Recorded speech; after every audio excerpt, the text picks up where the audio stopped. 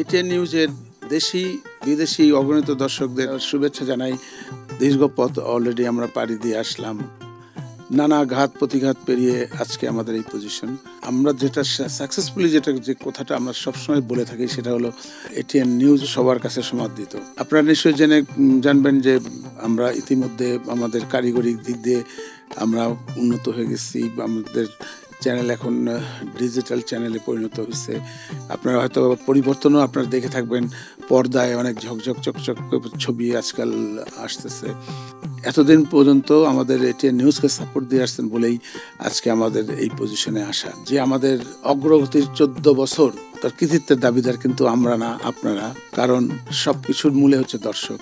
দর্শক না থাকলে কোনো চ্যানেল কোনোদিন উঠতে পারে না।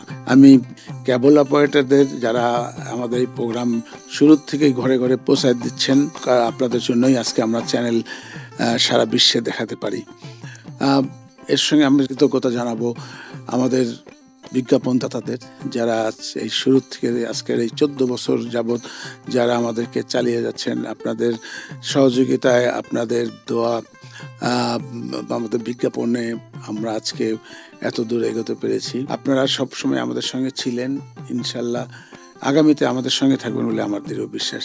সবাইকে আমার এটিএন নিউজের পক্ষ থেকে শুভেচ্ছা জানাই অগ্রগতির 14 বছরের আমাদের সঙ্গে থাকার জন্য।